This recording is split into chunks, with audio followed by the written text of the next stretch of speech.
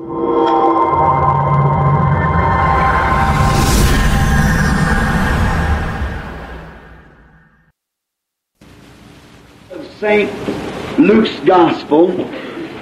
l'évangile de Luc, à partir du chapitre 24 et du verset 30, verset 31, ou plutôt le verset 30 du chapitre 24.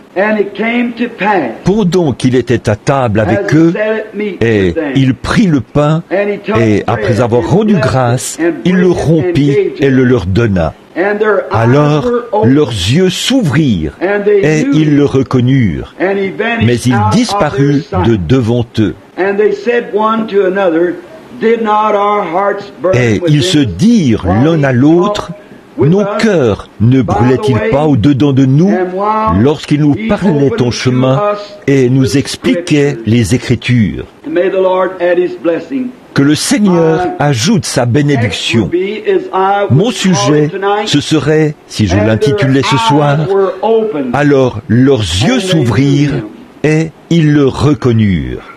Maintenant, il fait chaud, mais j'aimerais vous demander d'être aussi patient que possible avec moi pendant quelques instants, et je vais essayer de me dépêcher. Mais maintenant, nous voulons considérer sérieusement la parole, la merveilleuse parole de Dieu. Et nous prions que Dieu, d'une manière ou d'une autre, ouvre nos yeux ce soir.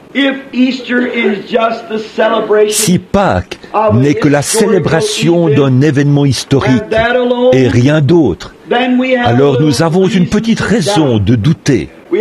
Nous avons une petite raison de nous poser des questions, parce que ce ne serait plus qu'une réflexion solennelle, basée sur la parole.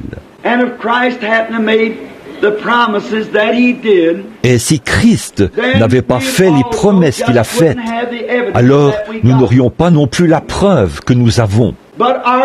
Mais notre Seigneur béni a dit, pendant qu'il était ici sur terre, encore un peu de temps, et le monde ne me verra plus. Or, le mot « monde », là, vient de l'ordre du monde, les peuples de la terre. Le monde ne me verra plus, mais vous me verrez, car je serai avec vous, et même en vous, jusqu'à la fin du monde. Or, ces paroles sont tout aussi vraies que toutes les autres paroles que nous avons prononcées cette semaine, tirées de la Bible. Tout aussi vraies que toutes les autres paroles de la Bible. Encore un peu de temps, et le monde ne me verra plus. Leurs yeux ne s'ouvriront jamais. Il y a des gens qui sont nés dans le monde. Ce n'est pas par la volonté de Dieu, mais c'est par leur propre choix égoïste, qu'ils ne le croiraient pas s'ils se tenaient ici même en train de vous parler ce soir. C'est triste à dire, mais la Bible dit qu'ils sont nés dans ce monde, destinés à cette condamnation. Jude, vers le verset 3. Bon, mais pour vous ce soir, qui venez, qui restez debout dans la pièce et qui vous entassez dans un petit bâtiment où il fait chaud comme celui-ci, vous ne venez jamais juste pour être vu. Vous venez dans un but. Et à mon avis, vous êtes venus avec la sincérité de votre cœur pour avoir une marche plus rapprochée avec Dieu, afin de repartir d'ici ce soir une personne meilleure que celle que vous étiez lorsque vous êtes arrivés. C'est ce que j'ai demandé en prière, en passant la porte ce soir. Seigneur, fais de moi une personne meilleure lorsque je sortirai ce soir que celle que je suis en entrant. Maintenant, quand il, avant son départ, il a fait ce genre de déclaration. Il a dit, « Celui qui croit en moi ». Jean, chapitre 14, verset 7. Celui qui croit en moi fera aussi les œuvres que je fais. Il en fera plus, parce que je m'en vais au Père. Je pars et je reviendrai. Maintenant, nous allons voir les œuvres qu'il a faites. Les œuvres qu'il a faites, il ne prétendait pas être quelqu'un de grand. Il n'était qu'un homme humble. Il n'a pas parlé avec un vocabulaire élaboré. Il a simplement parlé comme un homme ordinaire. Il vivait parmi les pauvres. Les renards avaient des tanières et les oiseaux avaient des nids. Mais il n'avait pas d'endroit où reposer sa tête. Il avait un seul vêtement qui lui avait été donné. Il était tissé d'une seule pièce, sans couture. C'est pour ça qu'ils l'ont tiré au sort. Pourquoi en a-t-il été ainsi? Parce que la prophétie de l'Ancien Testament devait s'accomplir. Ils se sont partagés mes vêtements. Ils ont tiré au sort ma tunique. Donc, ils ne pouvaient pas le fondre par la couture. Ils ont dû le tirer au sort. Et c'était pour accomplir la prophétie de l'Ancien Testament. Mais nous allons voir dans quelques instants qu'est-ce qu'il a fait. Et je crois ce soir que chaque cœur a faim de cela. Du plus petit au plus âgé ce soir, de voir Jésus-Christ. C'est le désir de mon cœur. Et pourquoi donc? Si nous prétendons par les Écritures, on l'entend retentir à la radio aujourd'hui, on diffuse des émissions à la télévision, des pièces de théâtre ont été présentées, on déclare « Il n'est pas ici, mais il est ressuscité ». Eh bien, alors s'il est ressuscité, la Bible dit dans Hébreux 13:8, « Il est le même hier, aujourd'hui et éternellement ». Maintenant, voici ce qu'il en est, mes amis. C'est soit la vérité, soit ce n'est pas la vérité. Or, si ce n'est pas la vérité, alors la Bible est fausse, et alors les paroles sont fausses. Et alors, nous sommes perdus, et il n'y a pas de résurrection des morts, et nous ne faisons que faire semblant de croire. Mais si c'est la vérité, alors elle doit se confirmer elle-même. Si vous dites que cette eau est mouillée et que je n'ai jamais vu d'eau auparavant, vous en versez sur moi, et si ce n'est pas mouillé, alors vos paroles sont fausses. Mais si vous en versez sur moi et que c'est mouillé, alors vos paroles sont vraies. Si Christ est le même hier, aujourd'hui et éternellement, alors la Bible est vraie. S'il n'est pas le même hier, aujourd'hui et éternellement, alors elle n'est pas vraie. Si les paroles de Dieu ne sont pas vraies, alors Christ n'est pas vrai. Alors, si les paroles de Dieu ne sont pas vraies, Dieu n'est pas vrai.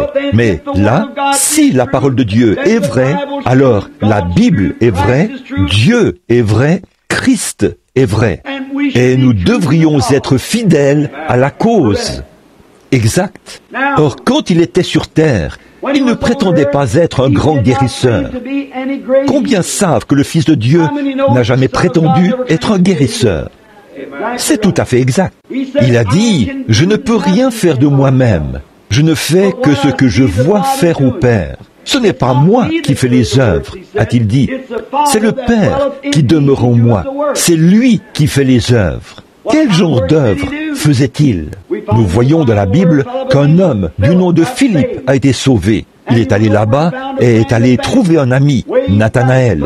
Tout là-bas, c'était un trajet de 50 kilomètres, de l'autre côté de la montagne. Il l'a amené à Jésus. Quand il l'a trouvé, il était sous un arbre, en train de prier. Et il a dit, « Viens voir qui nous avons trouvé, Jésus de Nazareth, le fils de Joseph. » Il a dit, « Peut-il sortir quelque chose de bon de Nazareth ?» Il a dit, « Viens voir. » C'est la meilleure preuve que je connaisse. Ne croyez pas quelqu'un d'autre sur parole. Venez, voyez par vous-même. Il a dit, viens voir. Et quand il est venu, Jésus se tenait dans la ligne, peut-être en train de prier pour les gens. Et quand Philippe et Nathanaël sont arrivés, Jésus a dit, voici un Israélite dans lequel il n'y a point de fraude. Il a dit, quand m'as-tu connu, Rabbi? Cela l'a étonné. D'où me connais-tu?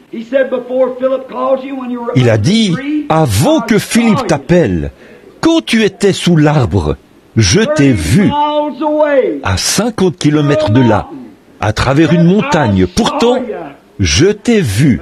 Cela montrait qui il était. Il était le Dieu omniprésent. Pas seulement un prophète, mais Dieu lui-même manifesté dans la chair.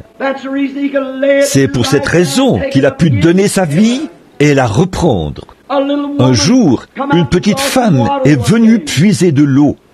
Et il lui a parlé et a dit, « Femme, donne-moi à boire. » Elle a dit, « Vous n'avez pas coutume, vous les Juifs, de nous demander ce genre de choses, à nous les Samaritains. Nous n'avons pas de relation entre nous. » Il a dit, « Mais si tu savais à qui tu parles, c'est toi qui me demanderais à boire.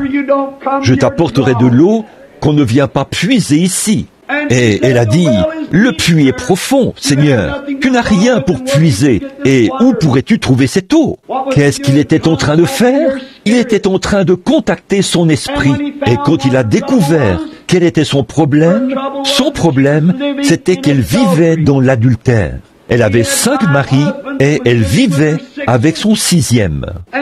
Et Jésus lui a dit, « Va chercher ton mari et viens ici. » Et elle a dit, « Je n'ai pas de mari. » Il a dit, « Non, tu en as eu 5, et celui avec lequel tu vis maintenant n'est pas le tien. » Alors, tu as eu raison de dire cela.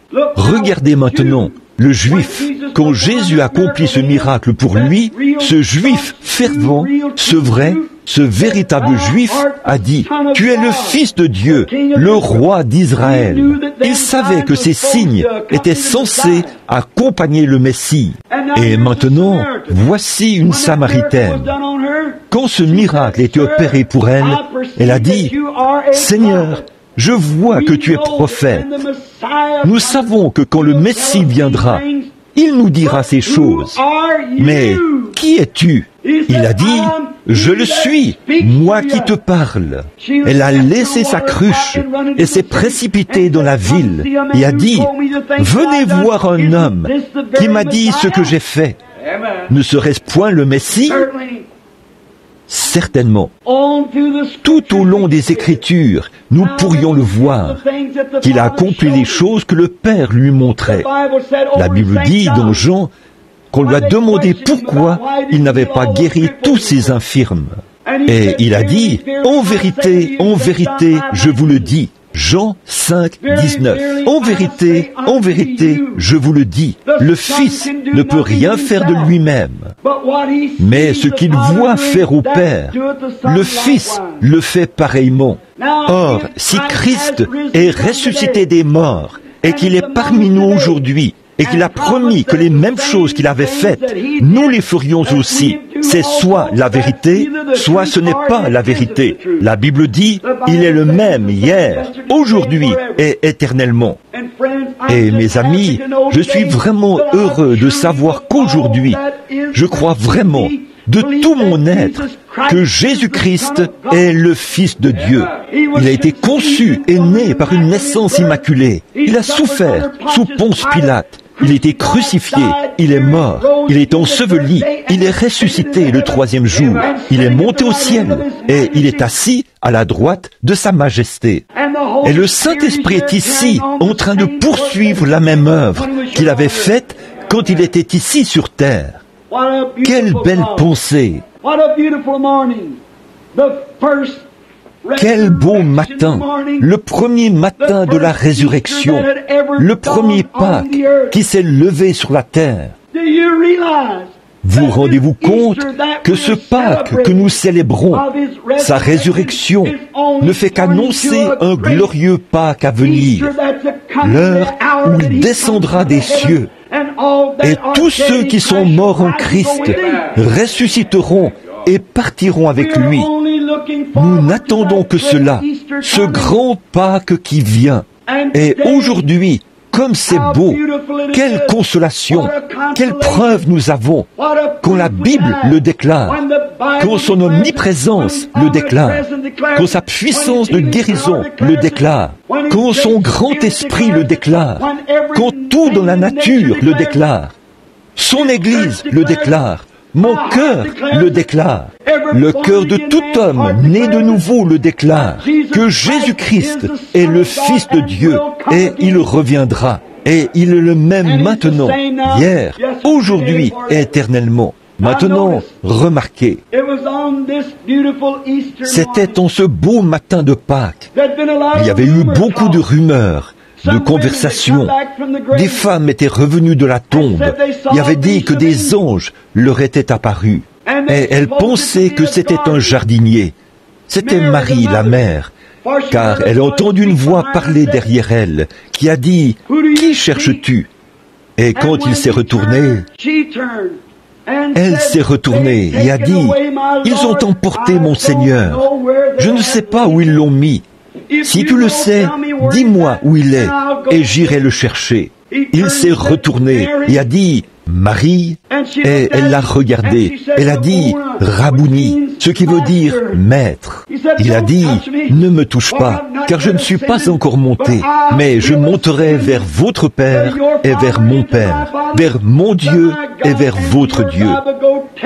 Mais va dire à mes disciples que je les rencontrerai en Galilée. » Combien cela semblait être des rêveries en ce qui concernait cet homme qu'ils avaient vu embaumé, qui était mort, enseveli. Et là, c'était le 4e jour, ou le 3e jour qu'il était mort. Pierre s'était découragé et voulait aller à la pêche. 2 d'entre eux ont dit, l'un s'appelait Cléopas, ils ont dit, nous allons simplement rentrer chez nous, à Jérusalem. Et en chemin, ils marchaient ce matin-là, alors que Pierre, lui, avait pris sa ligne à pêche et était parti à la pêche. Ces deux-là étaient en chemin, tristes. Et alors qu'ils avançaient sur la route, ils disaient, « Eh bien, je suppose que la vie ne vaut pas la peine d'être vécue. Oh, nous croyons vraiment qu'il était le Messie. Comment cet homme, qui a ressuscité les morts, a-t-il pu se tenir là et laisser ce souverain sacrificateur se moquer de lui? Comment cet homme, qui a eu vision après vision, a-t-il pu laisser un soldat romain lui bander le visage avec un morceau d'étoffe, le frapper sur la tête et dire « Si tu es prophète, dis-nous qui t'a frappé ». Comment a-t-il pu implorer la miséricorde sur la croix, étant donné qu'il pouvait même ressusciter les morts? Oh, c'était un moment décourageant. Et ces temps de découragement arrivent pour chaque croyant, pour vous tester, pour vous éprouver et pour voir si vous croyez vraiment. Chaque fils qui vient à Dieu doit d'abord être éprouvé, formé. Certains d'entre vous, ici ce soir, passeront sans doute par cette même épreuve. Si nous devions former une ligne de prière, je ne sais pas du tout qui a des cartes de prière. Personne d'autre ne le sait. On les a simplement battus, puis on vous les a distribués. J'appellerai un numéro au hasard, selon le numéro que j'aurai en tête à ce moment-là. Nous ne pouvons en avoir que quelques-uns à la fois. 2 ou 3 douzaines peut-être passeront dans la ligne de prière. Tous veulent venir. Vous penserez peut-être qu'il vous a laissé de côté, mais ce n'est pas le cas. Il vous éprouve tout simplement pour voir si vous allez vraiment croire en lui. La vision ne guérit pas. La vision ne fait que confirmer sa présence. J'étais assis ici à l'instant, en train de regarder l'auditoire. Et je vois une de mes amies, Madame Cox, qui vient du Kentucky. Elle avait un gros cancer au visage, il y a quelques semaines, qui avait déjà rongé le contour de son œil. Elle se mourait. Madame Wood, une bonne amie à moi, m'a téléphoné et elle pleurait. Elle a dit, « Je crois que ça va complètement ronger l'œil de maman d'ici quelques jours. » Le médecin a essayé de faire quelque chose avec un genre de truc et cela a propagé le cancer. C'était dans un état terrible. Je suis entré et j'ai fait une petite prière toute simple, avec une foi ancrée que cela se produirait. Et la voici, assise ici ce soir, parfaitement normale et en bonne santé. Il n'en reste même plus une trace. Son visage est guéri. Elle est assise juste ici, devant nous. Il y en a d'autres ici qui ont vécu la même chose. Pourquoi? C'est parce que Jésus-Christ est ressuscité des morts. Et il vit. Celui-là même qui a pu toucher un lépreux et qui a dit « Je le veux, sois pur », peut toucher un cancer et dire « Je le veux, sois pur », s'il est le même hier, aujourd'hui et éternellement. Et alors que Cléopas et les autres marchaient, découragés, ils étaient en quelque sorte en train de vivre un de ces matins tristes, où on dirait que tout va de travers. Et tout à coup, quelqu'un est sorti et il est arrivé derrière eux, s'est approché et les a rattrapés. Et ils étaient bien loin de se douter que c'était le Seigneur Jésus. Il était vivant et beaucoup de gens qui l'aimaient ne le savaient pas. Et c'est pareil aujourd'hui. Il y a beaucoup de gens aujourd'hui qui aiment le Seigneur et qui ne se rendent pas compte. Vous pourriez leur en parler. Et pourtant, ils ne peuvent pas reconnaître qu'il est vivant pour toujours ce soir, qu'il est ici dans cette église ce soir, qu'il est au milieu de nous et qu'il le sera jusqu'à ce qu'il vienne dans le corps physique. Je ne te délaisserai point et je ne t'abandonnerai point. Et alors qu'ils avançaient et qu'ils se sont mis à parler en chemin, Jésus, je veux que vous remarquiez la première chose que Jésus a faite. Il est allé directement à l'Écriture. Il a dit, « Ô homme sans intelligence, est-ce difficile pour vous de croire ce qu'ont dit les prophètes ?» Car il venait de leur demander, « Pourquoi êtes-vous si tristes ?» Et ils ont dit, « Es-tu un étranger ? Ne sais-tu pas que Jésus de Nazareth, que nous pensions être le Messie, le libérateur d'Israël? Ne sais-tu pas que c'est le 3e jour après qu'il ait été crucifié? Et il était un homme puissant dans la parole. Il était un puissant prophète, parce que Dieu a opéré par lui beaucoup de miracles et toutes ces choses. Et aujourd'hui, c'est le 3e jour. Et là, ils l'ont tué et l'ont enseveli, et il était dans la tombe. Et des femmes sont venues nous voir et nous ont dit qu'il était ressuscité des morts. Et nous savions que ce n'était que des rêveries. Alors nous sommes sur le chemin du retour. C'est à ce moment-là qu'il a commencé à ouvrir la parole. Oh, j'aime la parole éternelle de Dieu. Il a commencé à parcourir les Écritures, en commençant par Moïse. Il n'a jamais rien gardé caché. Il est allé directement à la parole. Tout homme envoyé de Dieu, peu m'importe qui il est, il s'en tiendra à la parole de Dieu. S'il ne le fait pas, il n'est pas un vrai serviteur de Dieu. Il est allé directement à la parole. Il a montré par la parole que Christ devait mourir, ressusciter et entrer dans sa gloire. Oh, quelle conversation ils ont dû avoir. J'aurais aimé avoir ces quelques heures de conversation avec lui. Pas vous, en chemin. Vous dites, eh bien, frère Branham, certainement que j'aurais aimé ça. J'aimerais pouvoir le faire. Eh bien, nous pouvons le faire tout de suite. C'est lui qui vous parle dans votre cœur. C'est simplement que vous ne reconnaissez pas cela. Maintenant, remarquez, alors qu'il était près de la ville, le soir approchait. Il a paru vouloir continuer son chemin. Il se peut qu'il fasse la même chose avec vous aussi. Il pourrait vous faire penser qu'il va continuer son chemin, mais il ne le fera pas. Il ne continuera pas son chemin. Il veut simplement que vous l'invitiez. Et ils lui ont dit, « Oh, le jour est sur son déclin. Maintenant, ne continue pas, mais s'il te plaît, entre et reste avec nous. » Faites-lui simplement ce genre d'invitation et voyez ce qui va arriver. Ils ont dit, « Le jour est sur son déclin. Maintenant, viens et reste avec nous. Le soir approche. » Alors, il s'est retourné et il est entré dans le petit restaurant, la petite auberge. En Europe, ils le font encore. Vous mangez et dormez et tout est payé en une seule facture, votre facture de l'hôtel. Et quand il est entré avec eux à l'intérieur, voici quelque chose de merveilleux. Tout au long de la journée, pendant qu'il parlait avec lui, il n'a jamais dit une seule chose. Pourtant, ils avaient marché avec lui et parlé avec lui auparavant, mais ils n'ont pas reconnu cela. Qui vous a empêché d'avoir cet accident l'autre jour? Qui a permis que ce bébé se rétablisse? Qui a payé cette facture d'épicerie pour vous? C'était lui, mais vous ne reconnaissez simplement pas cela. Qui vous a donné la santé, qui vous a permis de venir à l'église ce soir? C'est lui, mais vous ne reconnaissez pas cela. Oh, si seulement nous pouvions faire comme eux, simplement l'inviter à entrer. Et quand il est entré, qu'il est entré à l'intérieur, qu'il a fermé les portes, alors il a fait quelque chose qu'aucun autre homme ne pouvait faire de cette façon-là. Il était le seul qui pouvait le faire, car ils avaient été avec lui avant sa crucifixion. il a pris ce pain, et la façon dont il a fait cela, c'était sa façon à lui de le faire. Leurs yeux se sont ouverts, et ils ont reconnu que ça ne pouvait être que lui. Il ne s'est pas attardé très longtemps avec eux. Il est disparu de devant eux en un instant. Et en chemin, ils sont repartis à toute vitesse, d'un pas léger, en criant victoire, pour aller dire aux autres, le Seigneur est réellement ressuscité.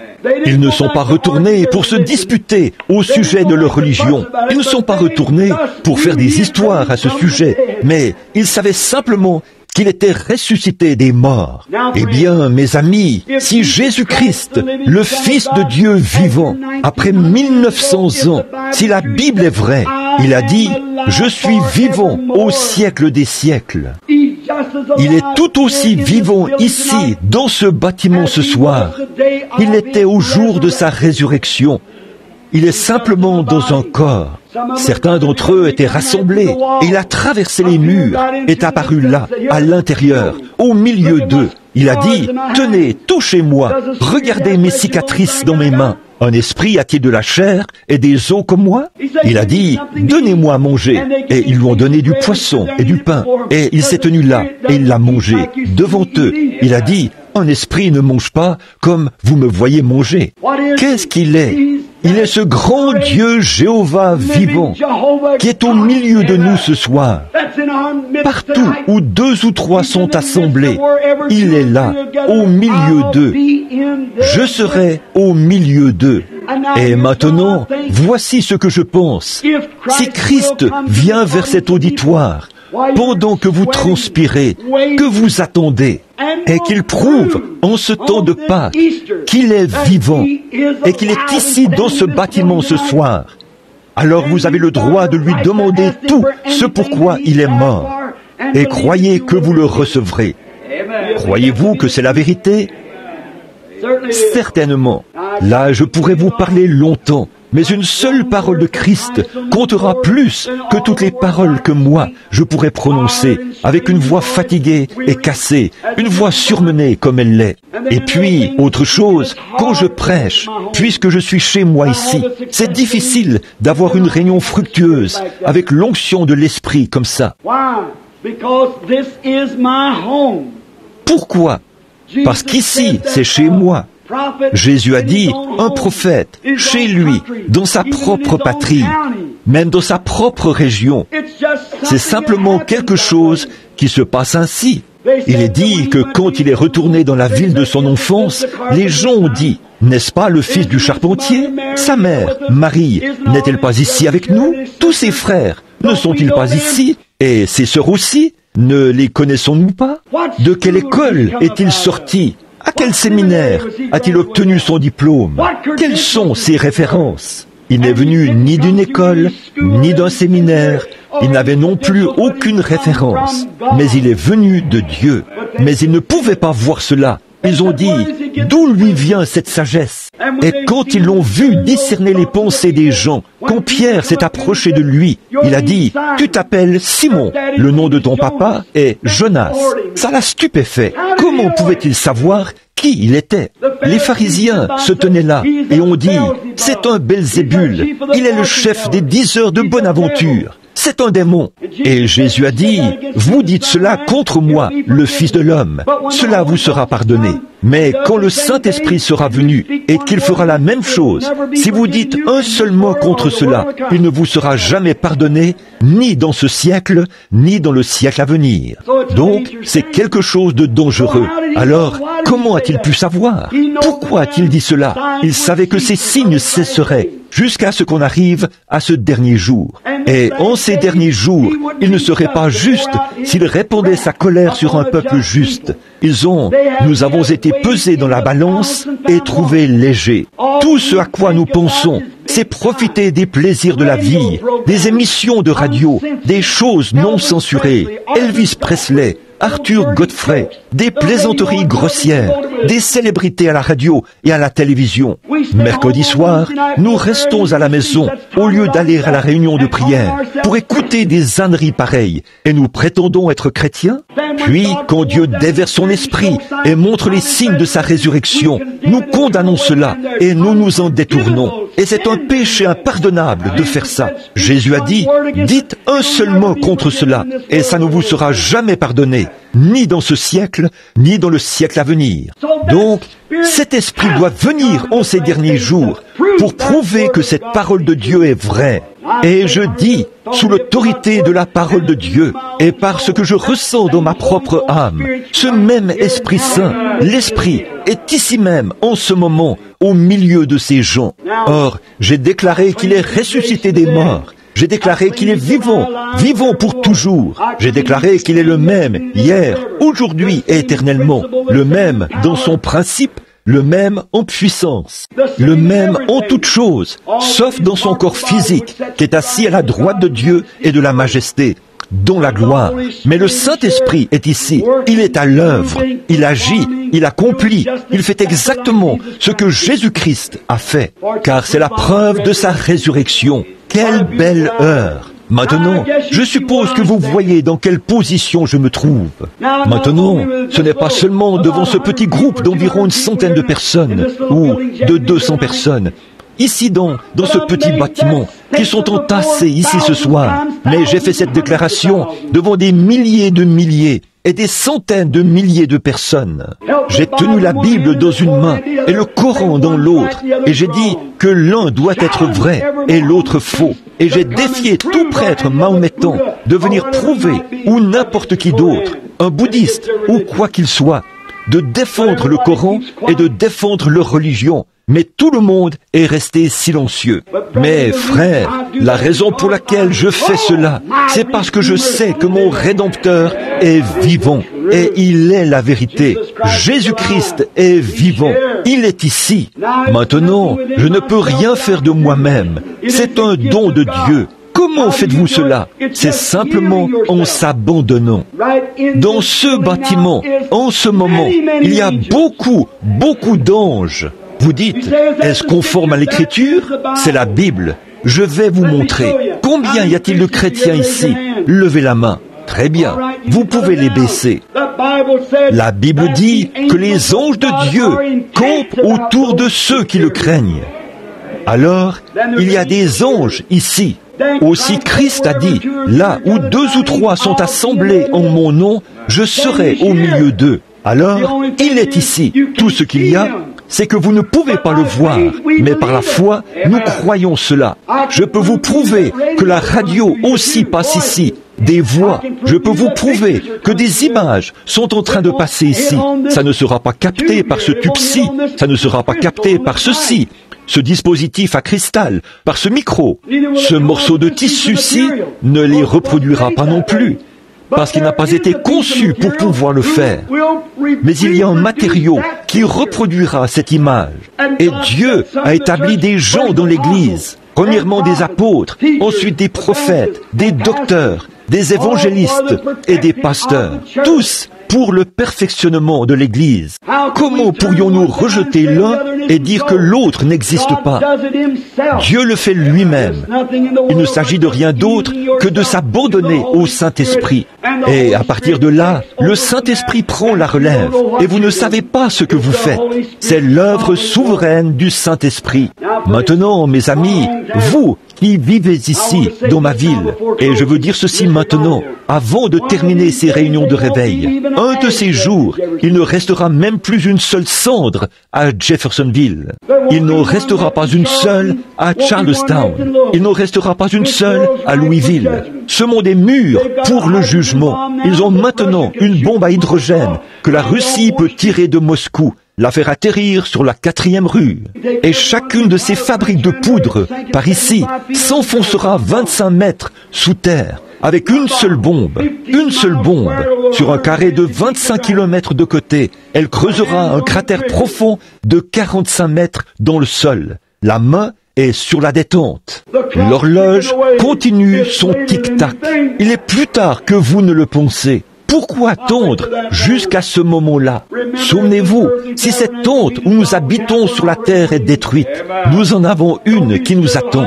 N'ayez pas peur des bombes à hydrogène, ni de rien d'autre. Tant que vous avez Christ dans votre cœur, c'est le meilleur abri anti-aérien que je connaisse.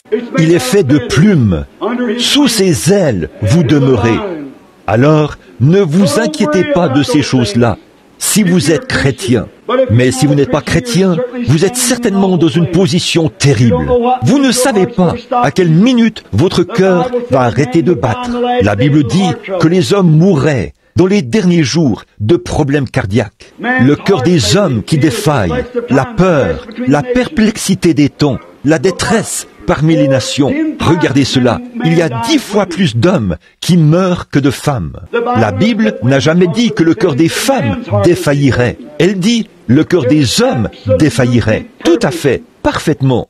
L'autre jour, à Oakland, ma femme et moi étions là-bas, à San Francisco, quand ce grand tremblement de terre a frappé. Et là, la terre s'est mise à rugir et à tressaillir, au point où les bâtiments ont été secoués et les cheminées se sont détachées des maisons. De grosses boules de vapeur s'élevaient comme ça, pleines de fumée, ou de suie, ou quelle que soit la chose, de ces endroits-là. Et les gens se sont précipités dans les rues en criant. J'ai pensé, quand sera-t-il quand le Seigneur apparaîtra réellement? Les débits d'alcool, là, ils ont replacé leur alcool sur les étagères et ils le vendent. Les gens viennent l'acheter. Cet homme ne pourrait pas le vendre si personne ne l'achetait. C'est vrai. C'est nous qui sommes les coupables. Je vais vous dire, frères, je suis américain et j'aime mon pays. Mais cette vieille nation est pesée dans la balance et trouvée légère. Elle est en train de sombrer, aussi certain que je suis un ministre derrière cette estrade ce soir. Maintenant, je dis ça pour trouver grâce devant Dieu. Je le dis parce que Dieu me met à cœur de le dire. Et la meilleure chose à faire, c'est de vous préparer pour la venue du Seigneur.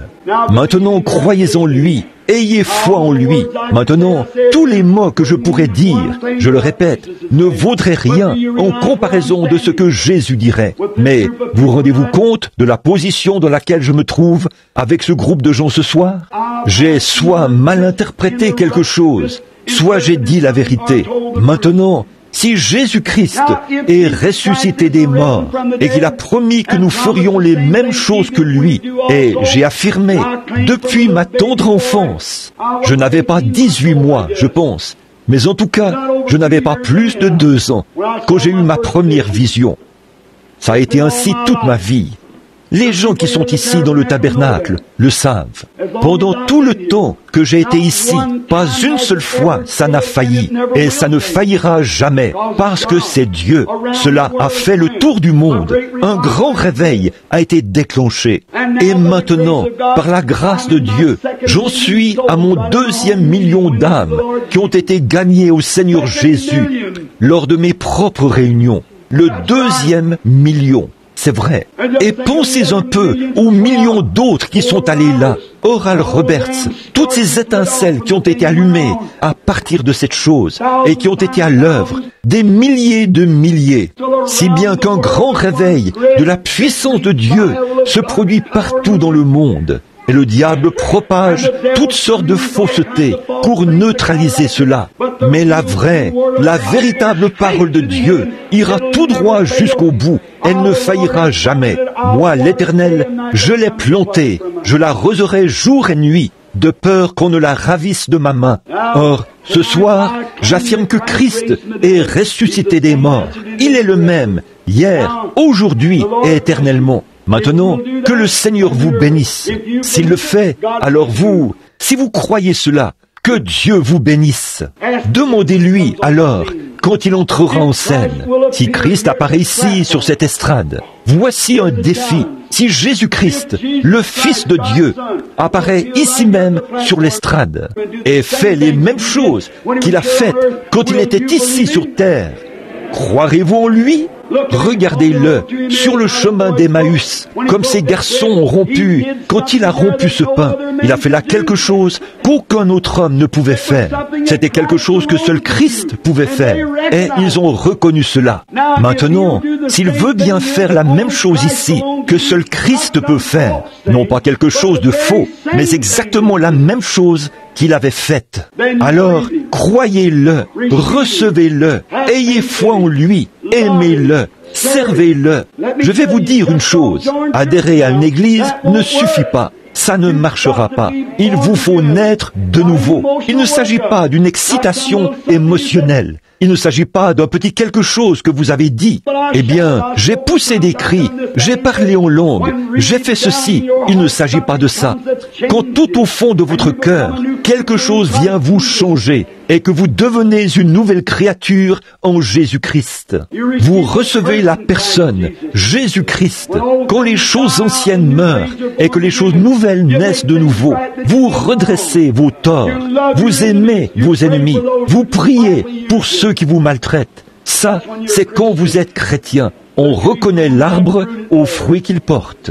Que le Seigneur vous bénisse maintenant. Alors que nous courbons la tête, je vais demander à la sœur d'aller au piano et de jouer lentement. Le grand médecin est proche maintenant, le compatissant Jésus. Et vous qui êtes à l'extérieur, là, qui avez des cartes de prière, approchez-vous de la porte.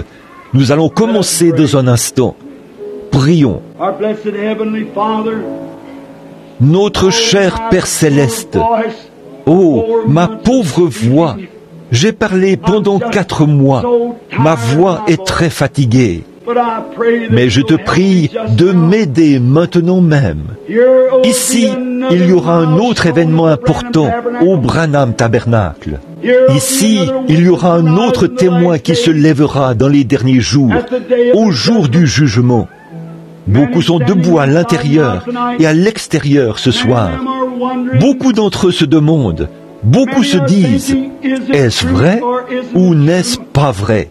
Ô Père éternel béni, nous te prions de manifester maintenant ton amour pour nous, en apparaissant ici et en rendant ta parole vraie. J'ai parlé de ta parole, comme tu l'as fait toi-même à Cléopas et son ami, en route vers Emmaüs. Et sur notre chemin, Seigneur, alors que nous faisons route, tu nous parles par ta parole. Et maintenant, viens parmi nous. Ô glorieux Christ, viens parmi nous. Prouve que tes paroles sont vraies et manifeste ton être ici ce soir. Et nous, pauvres créatures indignes, nous confessons que nous sommes pécheurs et que nous ne sommes pas dignes de ces choses, mais nous les croyons, Seigneur. Et par la grâce, nous l'acceptons par la foi que nous sommes sauvés et que nous sommes tes enfants. Bénis-nous maintenant, Seigneur. Je sais que ta parole est vraie quand tu as parlé du prophète dans sa propre ville, parmi les siens. Mais, Seigneur, je te prie, juste pour ce soir, de baisser le regard vers les gens et de te manifester une fois de plus, ici dans cette ville, par l'action du Saint-Esprit. Ô Dieu éternel, bénis-nous maintenant, alors que nous nous attendons à toi. Fais les choses que tu as faites avant ta crucifixion.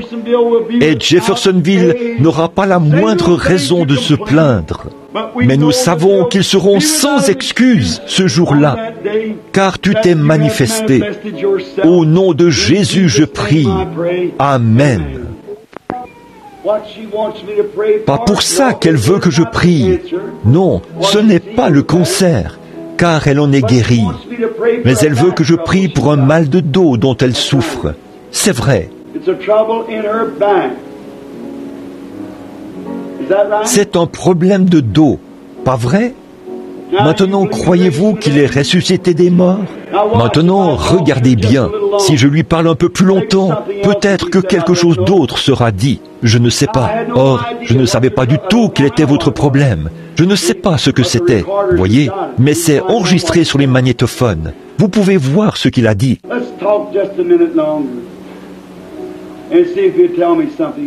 Parlons encore un instant et voyons s'il va me dire autre chose.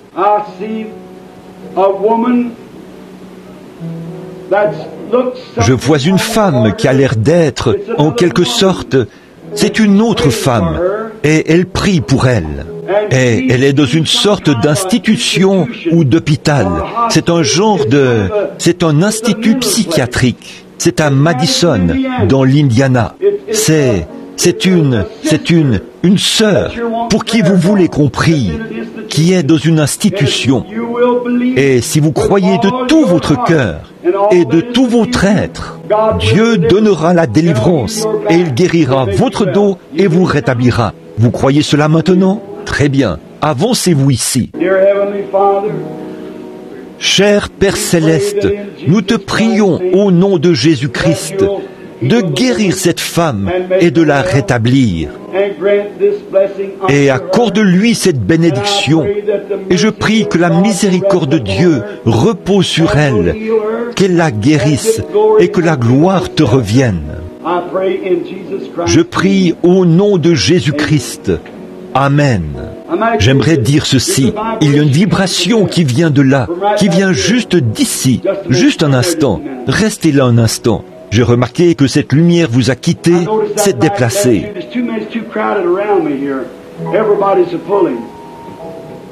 Ils sont nombreux. Il y a trop de monde autour de moi. Tout le monde tire. Mais je la vois se déplacer vers vous. C'est quelqu'un qui, vous aurez bientôt une opération pour un problème gynécologique. C'est vrai, j'ai vu apparaître 2 ou 3 personnes, et la lumière s'est déplacée là-bas au fond, et a frappé cette personne qui se tient juste là, au fond. Ce sont eux qui prient pour ça. Voyez, c'est vrai. Et c'est l'état d'une dame qui subira une opération pour un problème gynécologique. C'est vrai. Maintenant, allez et recevez votre guérison, et le Seigneur Dieu vous a rétabli. Amen. Voudriez-vous venir? La dame, croyez-vous au Seigneur Jésus? Croyez-vous qu'il est ressuscité des morts? Or, quant à vous connaître, je ne vous connais pas. Je vous ai peut-être vu si vous venez de la région ici. Je ne sais pas. Les gens vont et viennent. Je ne suis pas ici assez souvent dans ce tabernacle pour savoir. Mais vous êtes de la ville? Vous êtes de la ville. Très bien. Alors, mais je ne vous connais pas. Mais Christ vous connaît. Mais s'il me révèle, alors que nous nous tenons ici, la raison pour laquelle vous êtes ici, croirez-vous cela et l'accepterez-vous?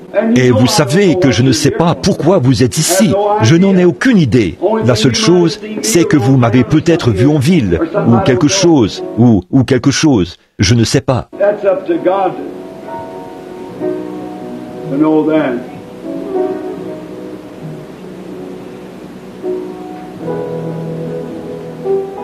C'est à Dieu de savoir cela. Là-bas au fond, voulez-vous vous remettre de ce problème intestinal que vous avez? Croyez-vous que le Seigneur Jésus vous rétablira? Si vous le croyez, vous pouvez obtenir cela.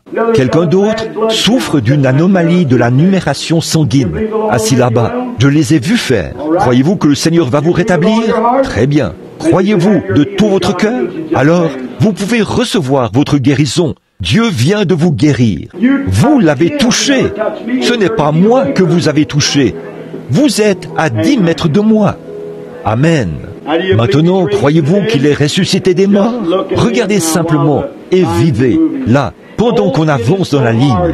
Oh, c'est tellement difficile ici à Jeffersonville. Voyez, et une foule comme celle-ci tout autour de soi. Tout le monde. Une fois, Jésus a pris un homme par la main et l'a conduit hors de la ville.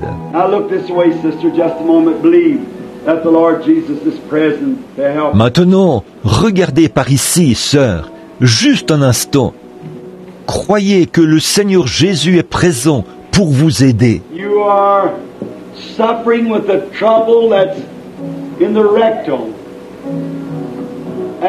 Vous souffrez d'un problème rectal et un médecin vous a examiné et il vous a dit que c'était les hémorroïdes.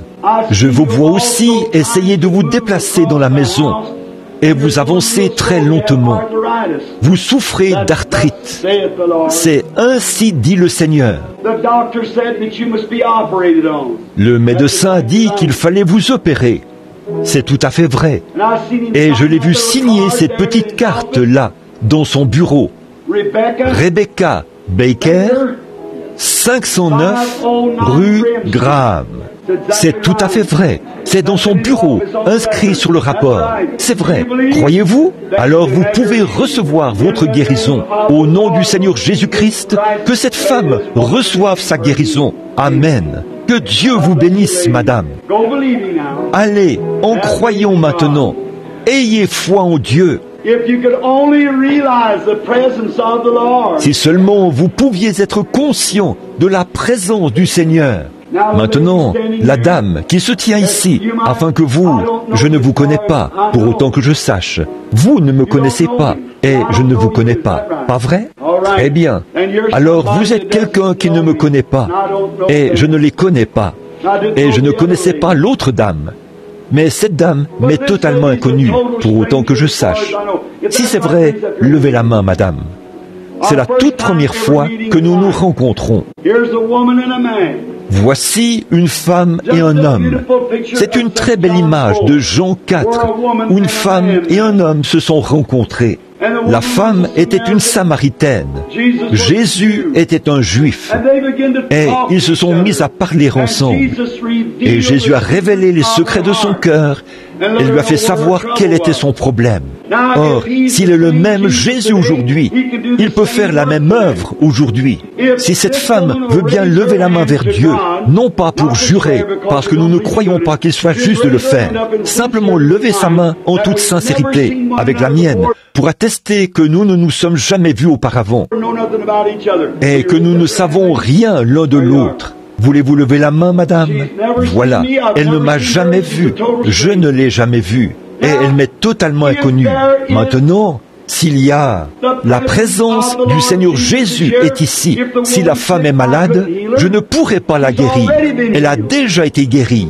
Christ l'a guérie quand il est mort pour elle. Croyez-vous cela? Mais s'il se tenait ici en ce moment, à l'endroit où je me tiens, et qu'il pouvait, lui révélerait, ou ferait quelque chose pour que sa foi s'élève et soit satisfaite. Bon, elle est peut-être ici pour des problèmes financiers. Elle est peut-être ici pour des problèmes familiaux. Elle est peut-être ici parce qu'elle est en train de mourir d'un cancer. Elle est peut-être ici parce qu'elle souffre de la tuberculose. Je ne sais pas. Je ne peux pas vous le dire. Et maintenant, si vous voulez vous mettre à ma place, venez prendre ma place ici. Vous êtes les bienvenus, certainement. Moi non plus, je ne sais pas. Et je ne le ferai pas non plus. Mais le Dieu du ciel le sait. Comprenez-vous maintenant? Et si Christ accomplit la même chose ici, la vérité infaillible, comme il est ressuscité des morts, et a prouvé qu'il est le même Jésus qui a parlé à la femme au puits, combien ici diront, je le recevrai tout de suite comme mon guérisseur, ou quel que soit mon besoin, levez la main pour dire, je le recevrai s'il fait cela. La femme qui a les mains levées, nous ne nous sommes jamais rencontrés. Que le Seigneur l'accorde, c'est ma prière. Maintenant, la dame semble s'éloigner de moi. Si l'auditoire peut entendre ma voix, je vois quelqu'un debout. Elle n'est pas vraiment ici pour elle-même.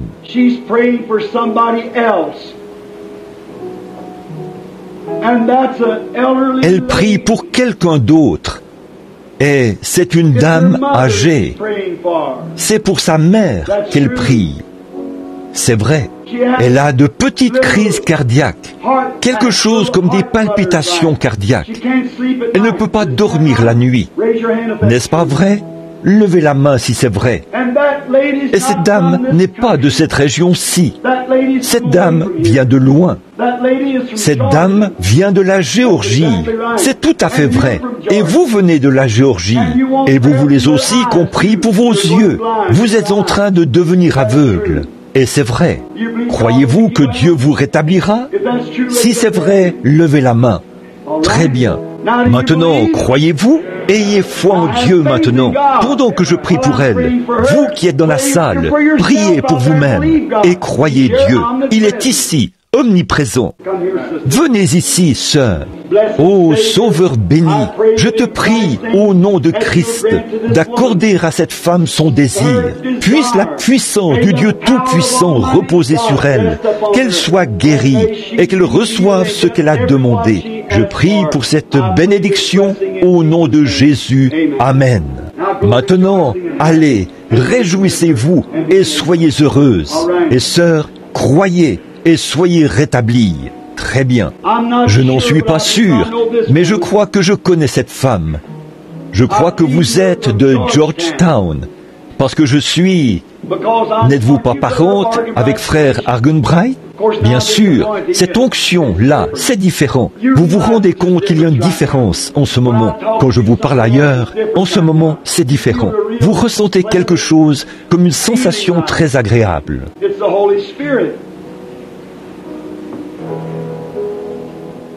C'est le Saint-Esprit. Vous n'êtes pas ici pour vous-même. Vous êtes ici pour quelqu'un d'autre. C'est une petite fille d'environ 4 ou 5 ans. Elle a des problèmes de reins et elle habite dans le nord de l'Indiana. C'est vrai. Ce que vous avez dans la main, envoyez-le lui et elle se rétablira. Croyez de tout votre cœur maintenant et recevez ce que vous avez demandé au nom de Christ. Si tu peux croire, tout est possible. Voici une dame qui m'est inconnue. Je ne vous connais pas, je ne vous ai jamais vu de ma vie. Nous sommes des inconnus l'un pour l'autre, nés à des années d'intervalle, peut-être à de nombreux, nés à de nombreux kilomètres l'un de l'autre.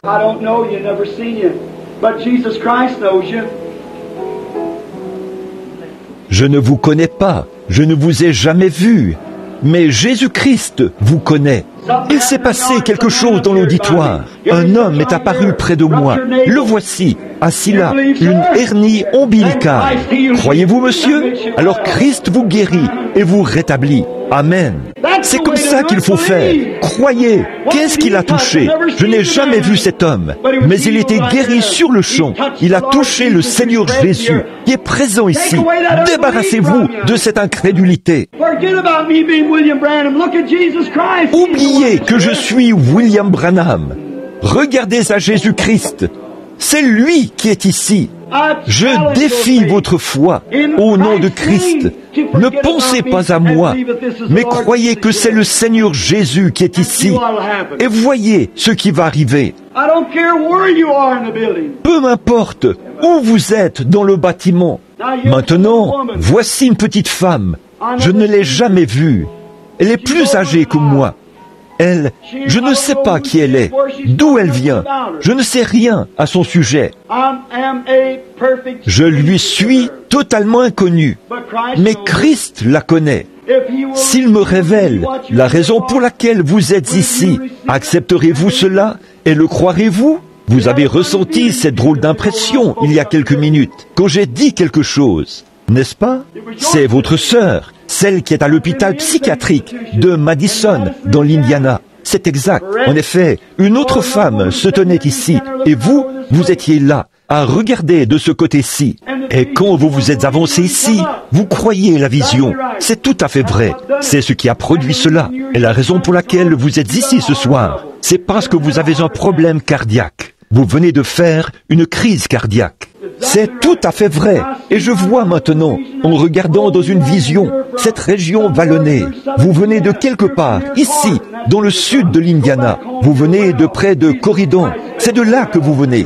Rentrez chez vous. Vous êtes rétablis. Jésus-Christ vous rétablit. C'est ainsi dit le Saint-Esprit. Ayez la foi et croyez. Ne doutez pas. Croyez seulement. Pouvez-vous reconnaître l'omniprésence du Seigneur Jésus? Comme c'est merveilleux. Qu'est-ce qui se passe? J'ai une vision. C'est ici, dans le coin. Le médecin ne sait pas s'il s'agit d'un cancer ou de la tuberculose. C'est vrai. Mais si vous le croyez, vous êtes guéri de toute façon. Votre foi vous a sauvé. Allez de l'avant. Voilà l'omniprésence du Dieu vivant. Je défie votre foi. Si tu peux croire. Maintenant, il est ressuscité des morts. Il est ici avec nous. C'est lui. Ce sont les choses mêmes qu'il a faites quand il était ici sur terre. 2000 ans ont passé. Il est toujours vivant. Et il est vivant au siècle des siècles. Croyez simplement. Ayez la foi. Je ne vous connais pas, madame. Je ne vous ai jamais vu de ma vie. Je ne sais rien à votre sujet. C'est vrai, n'est-ce pas? Jésus-Christ vous connaît. Si Dieu me révèle pourquoi vous êtes ici, croirez-vous en lui?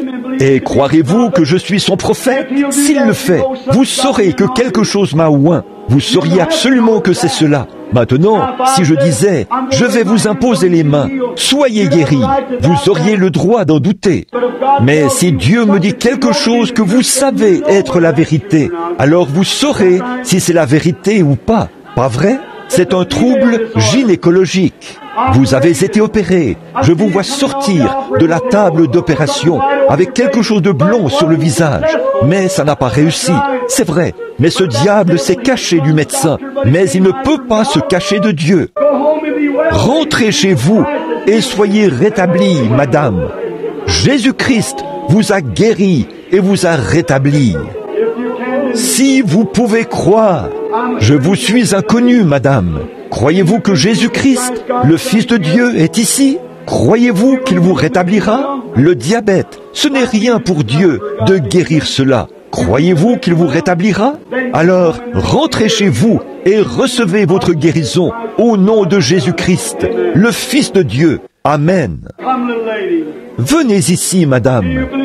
Croyez-vous? Maintenant, arrêtez de penser cela là-bas. Ce n'est pas de la télépathie. Vous ne pouvez pas vous défiler maintenant. Je vais vous montrer.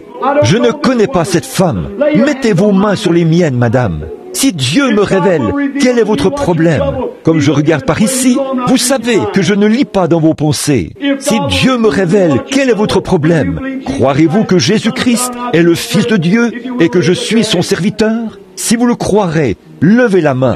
Vous avez un problème gynécologique, un problème féminin. C'est vrai. Vous aviez cela. Vous ne l'avez pas maintenant. Vous êtes guéri.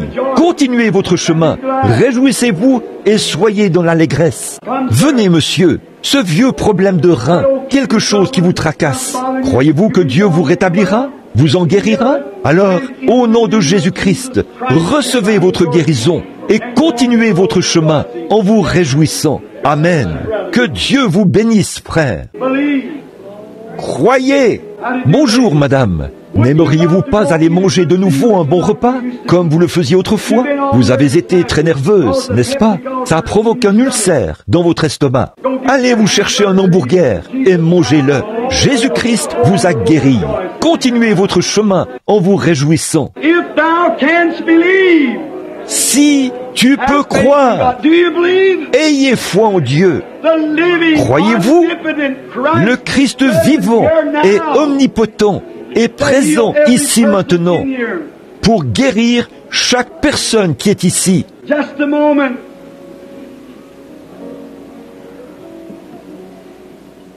Juste un instant.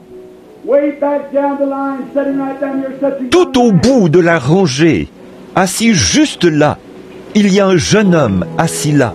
Ta foi est plus grande que tu ne le pensais, fiston. Tu avais un problème cardiaque, n'est-ce pas? Si c'est vrai, lève-toi. Jésus-Christ t'a guéri, fiston. Tu es rétabli. Continue ton chemin et sois en bonne santé. Croyez-vous en lui? Ayez foi en Dieu. Voici un homme que je ne connais pas. Nous sommes des inconnus l'un pour l'autre. Je crois que cet homme a été baptisé ce matin, mais je ne vous connais pas. Je n'ai aucune idée qui vous êtes. N'est-ce pas vrai? Si Jésus-Christ me révèle pourquoi vous êtes ici, accepterez-vous cela?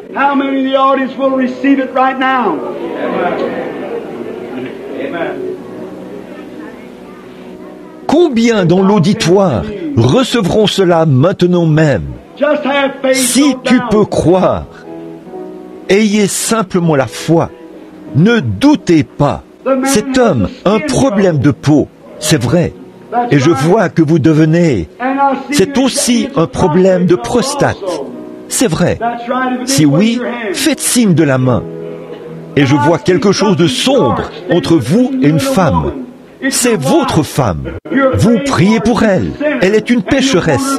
Et vous voulez qu'elle devienne chrétienne. C'est ainsi dit le Seigneur. C'est vrai. Allez lui imposer les mains et priez pour elle.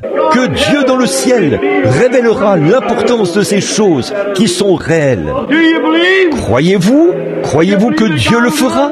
Si tu peux croire, je défie votre foi. Là-bas, tout au fond, où que vous soyez, regardez et vivez. Ayez foi en Dieu, où que vous soyez. Si tu peux croire, tout est possible. Si vous pouvez croire.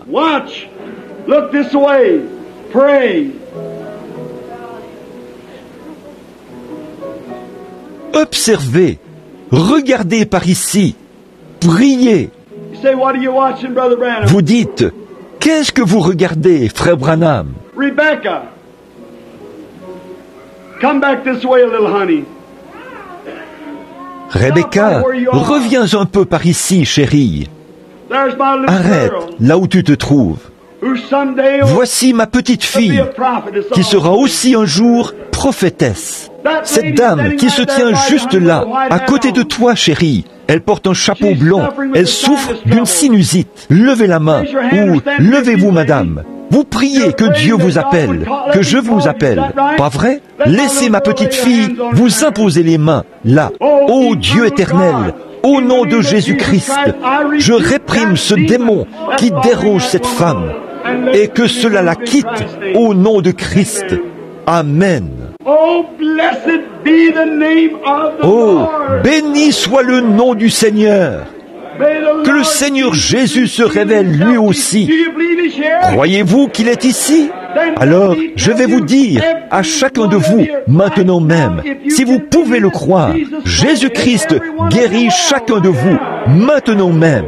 Si mes paroles sont vraies ici, elles sont vraies là-bas. Si vous faites ce que je vous dis de faire, vous pouvez être guéris maintenant même.